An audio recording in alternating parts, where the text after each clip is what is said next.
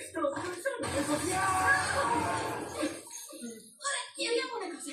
Quando noi ti diamo lo stesso consiglio, fa come ti diciamo.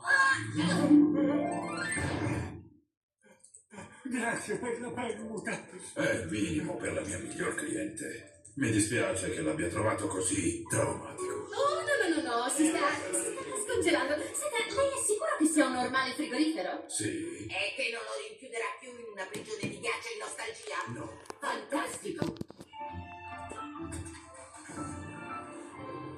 Aspettate, c'è una cosa che...